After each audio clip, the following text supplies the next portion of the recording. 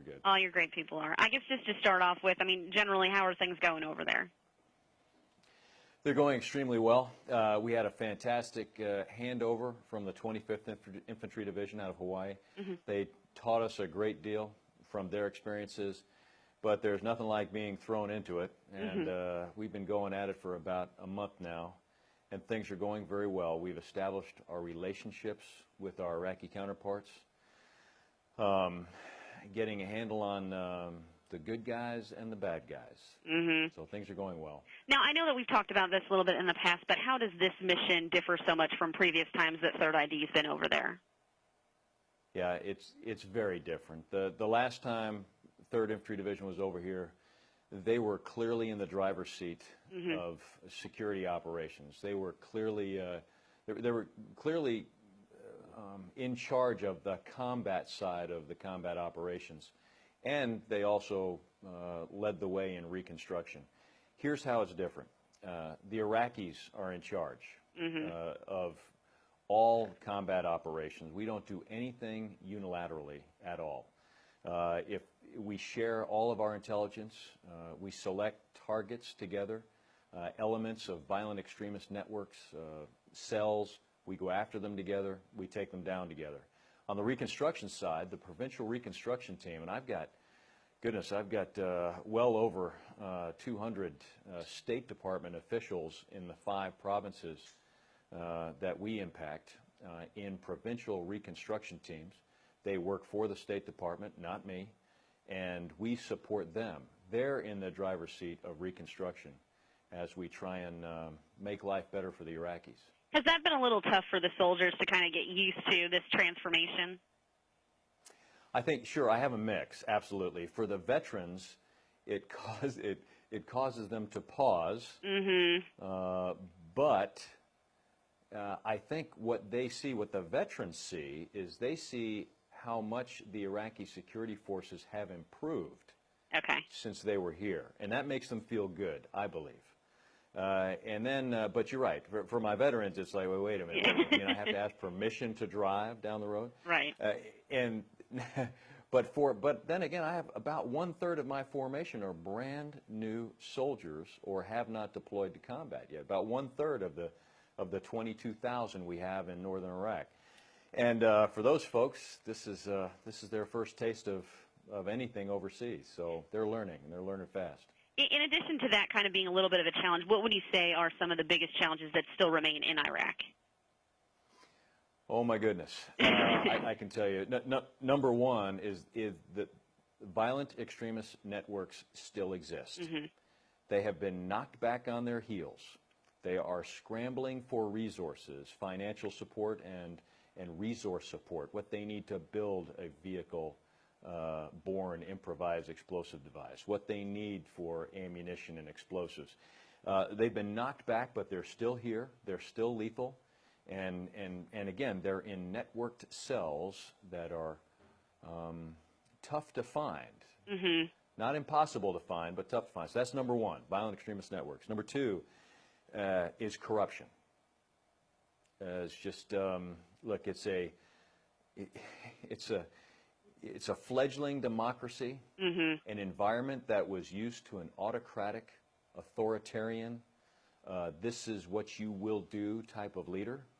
Now all that is gone, and crime has picked up some of the vacuum of someone telling you what to do. And I'll tell you what, because economic capacity has not picked up as quickly as we would like for a variety of reasons. Drought, policies, the old way of doing things still in existence. Because the economy has not picked up, people turn to other sources of income, and unfortunately, extortion, bribery, things like that, that's here. And so we have to fight that, because some of the extortion fuels, finances the violent extremist networks.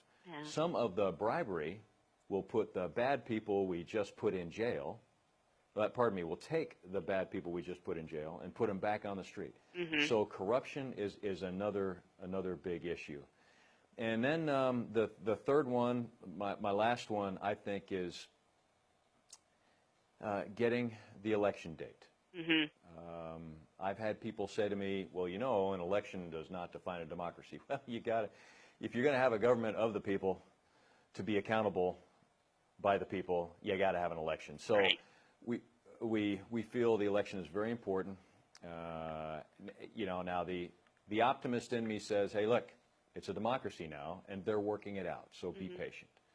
And so, but we would like to have a date, because my counterparts, the Iraqi security forces, they want to plan for this, and they want to assemble their resources and position their forces and do all the things you want to do to secure an election properly. So anyway, those are the three things: the violent extremist networks, corruption, and having an election date. But before you had deployed, when we all met with you, you were pretty optimistic about, you know, summertime, things being pretty stable there, and you all coming home. Do you still kind of have that feeling? Yeah. No, I tell you what, I am very optimistic about the Iraqi security forces, Army first, police second. Meaning the Army is so, I'm so impressed with them. I'm sitting with an Iraqi two-star general, and he says to me, in English, by the way, he says to me, let me describe the nature of conflict in my province. And he started talking about tribal relationships and organized crime and violent extremists with such clarity and knowledge. I'm thinking, okay, I can work with this guy. I also feel optimistic because you're seeing real Marbury versus Madison kind of discussions going on between the provinces and the central government. They're just figuring out our equivalent of states' rights.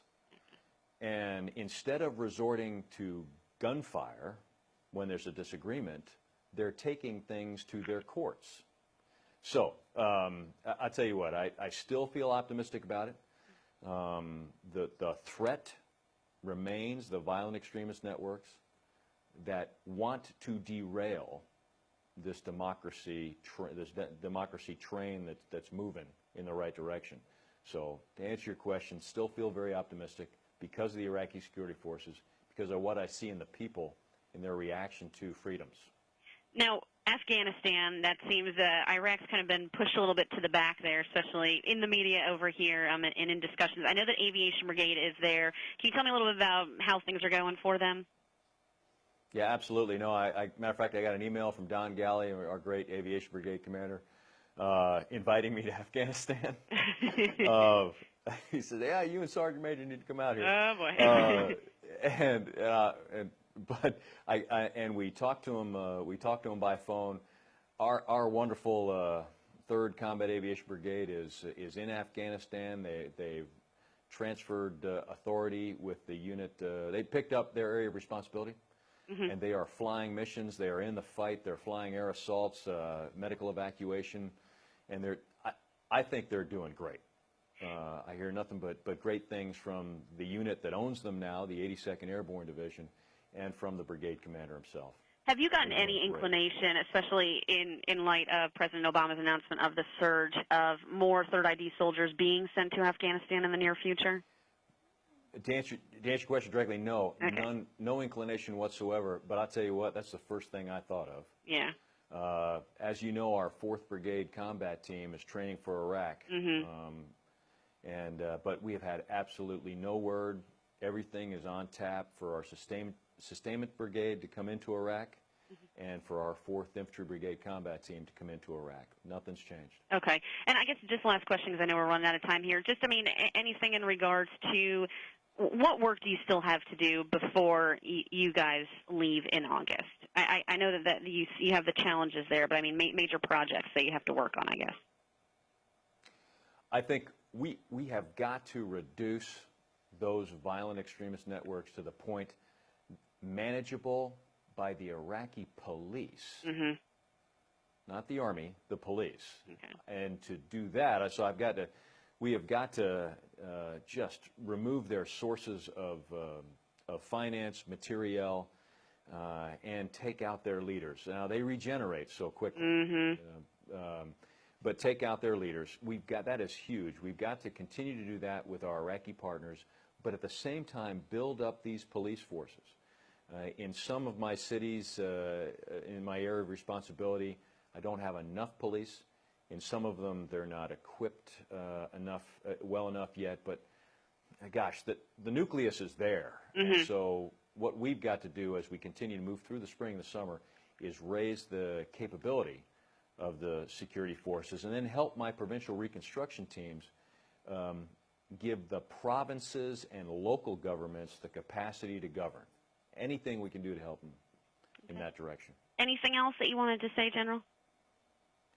Yeah, well, I'll tell you what. All of us out here, all dog-faced soldiers out here in northern Iraq, to include, we've got about 3,800 down south of Baghdad right now. As you know, 1st Brigade is starting to flow in. Mm-hmm. Gosh, we sure miss everybody in coastal Georgia. We miss our families. We love you all, and there is, when I read things like, and the Hinesville Christmas Parade will be webcast, makes us all just a little bit homesick, mm-hmm. and makes us miss the warmth of coastal Georgia. So I just want to say thank you for your support. Okay, sounds great. Thank you very much, sir. Y'all stay safe over there. All right, thanks. Okay, Appreciate thank it you very much, Alice. Bye now.